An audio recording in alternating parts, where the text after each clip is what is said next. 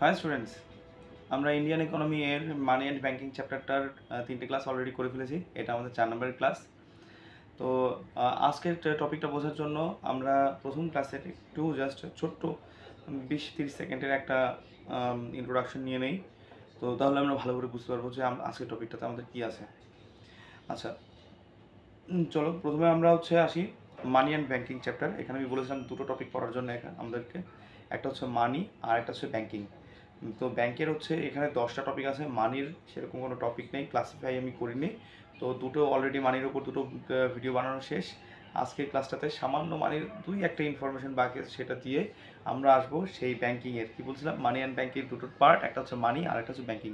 এই ব্যাংকিং সেক্টরের মধ্যে আমরা ঢুকবো, ব্যাংকিংয়ের মধ্যে কী আছে সেটা আমরা দেখবো। আচ্ছা, আমরা আগের দিন পড়েছিলাম যে লিকুইডিটির উপর বেস করে ক্যাশকে আমরা 5টা ভাগে ভাগ করতে পারি। একটা M0 বা M0, M1, M2, M3, M4। এর মধ্যে সবচেয়ে বেশি লিকুইডিটি হয় M0-কে, তারপর M1-এ, তারপর M2, M3, তারপর M4। তার মানে সবচেয়ে বেশি লিকুইডিটি বেশি আছে M0-এর। ঠিক আছে? আচ্ছা, এইটুকুই ছিল আগের দিনের মধ্যে থেকে। আচ্ছা, আরেকটা কথা কি, ক্রিপ্টোকারেন্সি নতুন একটা টার্ম শোনা যাচ্ছে এবং খুব বেশি পপুলার হয়ে গেছে অলরেডি সারা বিশ্বে। যেটা আমরা কাগজের টাকা ইউজ করি, সেই কাগজের টাকার থেকে এখন অনেক বেশি মানুষ বেশি প্রেফার করছে ক্রিপ্টোকারেন্সিকে, বিটকয়েনকে। হ্যাঁ, এটা সফটওয়্যার জেনারেটেড সফটওয়্যার বা খুব highly advanced program generated coin, electronic coin, যে যার সাহায্যে এক্সচেঞ্জ করা সম্ভব। দ্রব্য, বিভিন্ন রকমের দ্রব্য এক্সচেঞ্জ করা সম্ভব। তো 2018, কিন্তু এর অনেক প্রবলেম আছে। অনেক সময় হ্যাকিংয়ের প্রবলেম থাকতে পারে, মানে তারপর আরও রেগুলেশনস মানে ইনঅ্যাক্ট করা কঠিন হতে পারে, বিভিন্ন রকমের আইন বানানোর প্রবলেম হতে পারে। কারণ কি, এই টেকনোলজি জরুরি নেই যে পার্লামেন্টের যে মেম্বাররা বা লেজিসলেটিভ অ্যাসেম্বলির মেম্বাররা খুব ভালো করে বুঝবে। তো সেইটা তার জন্য সুইটেবল কোন লটা খাটতে পারে, এটা খুব মানে চ্যালেঞ্জিং বার করা। তো অনেক সময় লাগবে এই সম্বন্ধে ল বার করতে। 2018 সালে তো আরবিআই এটাকে ব্যানই করে দিয়েছিল ইন্ডিয়াতে, কিন্তু পরবর্তীতে আরবিআই এর এগেনস্টে কেস হয় 2020 সালে। তখন ক্রিপ্টোকারেন্সিকে আবার নতুন ইন্ডিয়াতে অ্যালাউ করা হয় সেই ক্ষেত্রে। এই ছিল আমাদের ক্রিপ্টোকারেন্সি নিয়ে কিছু ইনফরমেশন বা মানি নিয়ে ইনফরমেশন। তারপরে কি আমি কি বললাম যে মানি অ্যান্ড ব্যাংকিং চ্যাপ্টারে আমরা দুটো জিনিস পড়বো, একটা হচ্ছে মানি আর একটা হচ্ছে ব্যাংক সম্বন্ধে। তো মানি টপিক আমাদের কমপ্লিট হয়ে গেল চাকরি পরীক্ষার জন্য যতটুকু দরকার। এবার আসি আমরা ব্যাংকিং চ্যাপ্টার মানে টপিকের ক্ষেত্রে। আমি বলেছিলাম যে ব্যাংকিংয়ের 10টা টপিক পড়বো আমরা। সেই 10টা টপিকের মধ্যে প্রথম টপিকটাই ব্যাংকের ইতিহাস। সে 10টা টপিকগুলো কী কী জানা ছিল? প্রথমটা গিয়ে ব্যাংকের ইতিহাস, তারপর আরবিআই বা রিজার্ভ ব্যাংক অফ ইন্ডিয়া, তারপর যে মনিটারি পলিসি, তারপর বাকি 7টা আসবে। সেই নিয়ে আমরা কথা বলছিলাম। ধীরে ধীরে আমরা এই 10টা টপিক আমরা পড়বো। তো আজকের টপিকটা ব্যাংকের ইতিহাস। তো প্রথম ভারতের ব্যাংকে আসে 1770 সালে। যে সেই ব্যাংকের নাম ছিল ব্যাংক অফ হিন্দুস্তান। কি বললাম, খুবই ইম্পর্টেন্ট ইনফরমেশন। সেটা ব্যাংক অফ হিন্দুস্তান বলে ভারতের প্রথম ব্যাংক আসে 1770 সালে। তার পরবর্তীতে 3টে মানে কি ব্যাংক আসে ইংরেজ শাসনের সময়, মানে খুবই ইম্পর্টেন্ট 3টে ব্যাংক, এবং সেটা প্রেসিডেন্সির উপর মানে কি যে ভিত্তি করে রাখা হয়। কি কি সেটা? প্রথম আসে 1806 সালে ব্যাংক অফ কলকাতা, 1806 সালে। তারপর আসে 1840 সালে ব্যাংক অফ বম্বে। আর লাস্ট আসে 1843 সালের ব্যাংক অফ মাদ্রাজ। এই 3টে ব্যাংকের কথা বলছি আমি। একটা কি কি, bank of Kolkata, bank of মানে কি বম্বে, আর ব্যাংক অফ মাদ্রাজ।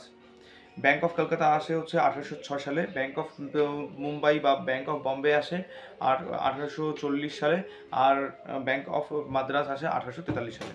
ঠিক আছে? আচ্ছা, এই হলো দুটো। পরবর্তীতে 1921 সালে এই যে আগের যে 3টে ব্যাংক আছে, হ্যাঁ, কোনটা কোনটা, কলকাতা, বম্বে আর মাদ্রাজ, এই 3টেকে মার্জ করে দেওয়া হয়, অ্যামালগাম করে দেওয়া হয়। তো নতুন ব্যাংকের নাম রাখা হয় 1921 সালে এম্পেরিয়াল ব্যাংক অফ ইন্ডিয়া।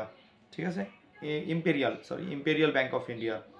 তো এটাই পরবর্তীতে 1955 সালের পর থেকে এই ব্যাংকের নাম হয় স্টেট ব্যাংক অফ ইন্ডিয়া। কি বললাম আমি, 3টা খুবই ইম্পর্টেন্ট ইনফরমেশন দিয়েছি। একটা কি কি, যে ইন্ডিয়াতে প্রথম ব্যাংক আসে 1770 সালে, সেটার নাম কি ছিল? Bank of Hindustan. ঠিক আছে? ইংরেজ শাসনের সময় মানে কি কলকাতা, বম্বে আর হচ্ছে মাদ্রাজ প্রেসিডেন্সিতে 3টে ব্যাংক আসে। 1806 সালে কলকাতা, ব্যাংক অফ কলকাতা, 1840 সালে হচ্ছে ব্যাংক অফ মুম্বাই বা বম্বে, আর 1843 সালে হচ্ছে ব্যাংক অফ মাদ্রাজ। ঠিক আছে, 1921 সালে এই 3টে ব্যাংককে একসাথে একত্রিত করে দেওয়া হয়, যে ব্যাংকের নাম রাখা হয় ইম্পেরিয়াল ব্যাংক অফ ইন্ডিয়া।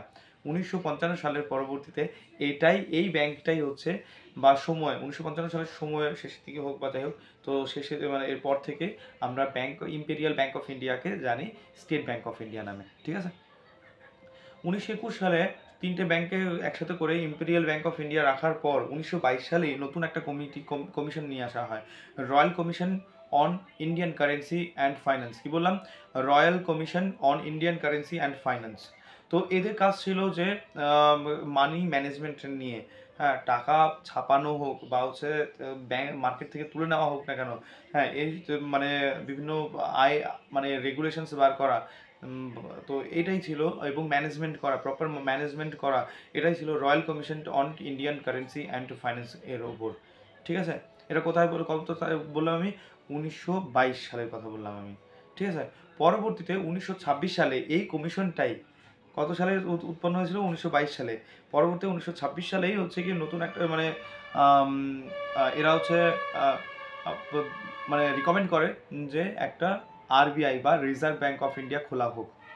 পরবর্তীতে যে 1934 সালে আরবিআই অ্যাক্ট পাস করা হয়, এবং 1935 সালের ফার্স্ট এপ্রিল ফুলের দিন 1935 সালে এই হচ্ছে কি মানে এই অ্যাক্টিভিটি স্টার্ট হওয়া শুরু হয়, মানে এফেক্ট হয়, এই লটা বা অ্যাক্টটা এফেক্ট হয়। ঠিক আছে, আচ্ছা, 1935 থেকে 1937 সালের এই আরবিআই এর বা রিজার্ভ ব্যাংক অফ ইন্ডিয়ার হেডকোয়ার্টার ছিল আমাদের প্রাণের শহর কলকাতায়। ঠিক আছে, 1937-এর পরবর্তীতে এই মানে কি যে হেডকোয়ার্টারটাকে মানে আমরা পরবর্তীতে আমরা আরও মানে কি দেখি যে রিজার্ভ ব্যাংক অফ ইন্ডিয়া হচ্ছে এর হেডকোয়ার্টার নিয়ে আসা হয় মুম্বাইতে।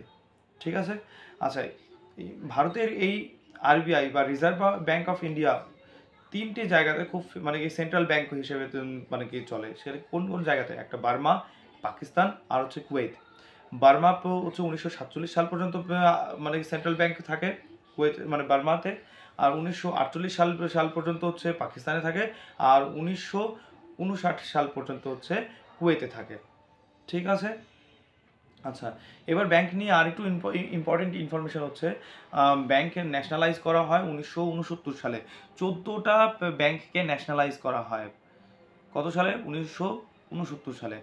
1980 সালে আরও 6টা ব্যাংককে মানে ন্যাশনালাইজ করা হয়, আর 1990 সালের পর এই সব ব্যাংকগুলোকে একটার সঙ্গে আরেকটা মিলিয়ে দেওয়া হয়। ঠিক আছে, তো আমি আরেকবার রিভাইজ করাচ্ছি কী কী পড়ালাম আজকের ক্লাসটাতে আমি, যে আজকের ক্লাসটাতে মানির কিছু টপিকে ইম্পর্টেন্ট টপিক দু একটা ইনফরমেশন রয়ে গেছিলো, যে কোনটা লিকুইডিটি বেশি, কোনটা লিকুইডিটি কম, M0 সবচেয়ে বেশি, তারপরে M1, তারপরে M2, M3, M4 এর হয়। ঠিক আছে, ক্রিপ্টো কারেন্সি নিয়ে আমি বললাম। তারপর মানে আরবিআই এটাকে ব্যান করে দেয় ইন্ডিয়াতে 1918 সালে, তারপর তার এগেনস্টে কেস হয়ে যায় 1920 সালে, 2018 সালে হচ্ছে কি যে ক্রিপ্টো কারেন্সির উপর মানে ব্যান করে দেয় আরবিআই। কত সালে? 2020 সালে, 2018 সালে। আর 2020 সালে হচ্ছে গিয়ে আরবিআই এর এগেনস্টে কেস হয়, এবং সুপ্রিম কোর্টে সেখানে মানে সুপ্রিম কোর্ট রায় দেয় যে এই ক্রিপ্টো কারেন্সিটা চলতে থাকবে ইন্ডিয়াতে। ঠিক আছে, আচ্ছা, এরপর মানে কি ভারতে 1770 সালে ব্যাংক অফ হিন্দুস্তান আসে। তারপর মানে কি bank of Kolkata, bank of হচ্ছে মাদ্রাজ, ব্যাংক অফ মুম্বাই আসে, 3টে ব্যাংক আসে প্রত্যেকটা 3টা প্রেসিডেন্সিতে। আর পরবর্তীতে এই 3টাকে মার্জ করে দিয়ে নতুন একটা মানে ব্যাংক খোলা হয় 1921 সালে, ইম্পেরিয়াল ব্যাংক অফ ইন্ডিয়া, যেটাই পরবর্তীতে 1955 সাল থেকে স্টেট ব্যাংক অফ ইন্ডিয়া নামে পরিচিত। 1922 সালে হচ্ছে royal commission on Indian currency and finance প্রতিষ্ঠিত হয়, এবং পরবর্তীতে 1926 সালে এরাই হচ্ছে কি রিকমেন্ড করে যে আরবিআই আনার জন্য। তো পরবর্তীতে 1934 সালে হচ্ছে আরবিআই অ্যাক্ট পাস করা হয়, এবং 1935 সালে মানে কি যে এটা লাগু হয়ে যায়। আচ্ছা, 1935 থেকে 1937 সাল পর্যন্ত আরবিআই এর হেডকোয়ার্টার ছিল কলকাতা, পরবর্তীতে এটাকে হচ্ছে মুম্বাইতে নিয়ে আসা হয়। তারপর হচ্ছে যে এই আরবিআই হচ্ছে ৩টে দেশের হচ্ছে সেন্ট্রাল ব্যাংক হিসেবে ছিল। একটা কুয়েত, আর একটা হচ্ছে মানে ৩টে জায়গাতে সেন্ট্রাল ব্যাংক ছিল। একটা হচ্ছে কুয়েত, একটা পাকিস্তান, আর একটা হচ্ছে যে বার্মাতে। বার্মাতে ১৯৪৭ সাল পর্যন্ত, পাকিস্তানে ১৯৪৮ সাল পর্যন্ত, আর হচ্ছে গিয়ে কুয়েতে ১৯৬৯ সাল পর্যন্ত আর মানে সেন্ট্রাল ব্যাংক হিসেবে মানে কাজ করে। আর ১৯৬৯ সালে ভারতের ১৪টা ব্যাংককে ন্যাশনালাইজ করা হয়। ১৯৮০ সালে আরও ৬টা ব্যাংককে ন্যাশনালাইজ করা হয় এবং ১৯৯০ সালের পর থেকে একটার সঙ্গে আরেকটা ব্যাংকের মার্জ করে দেওয়া হয়। ঠিক আছে? এই ছিল হচ্ছে চাকরি পরীক্ষায় আসার মতো ইম্পর্টেন্ট ইনফরমেশন। তোমরা নোট করে নাও। কি বললাম, কি পড়ালাম আজকে আমরা?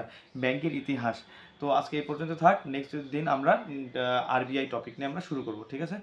আর যদি ভালো লাগে তো তোমার ভাই বোনদেরকে শেয়ার করতে পারো, আর বা বন্ধু বান্ধবীদেরকেও শেয়ার করতে পারো। আর সঙ্গে আর যদি খুবই ভালো লাগে লাইক করতে পারো, যদি রেসপেক্ট খুব ভালো জন্মায়। আর যদি কোনো ত্রুটি থাকে তাহলে অবশ্যই কমেন্টে জানাও। ঠিক আছে? বাই।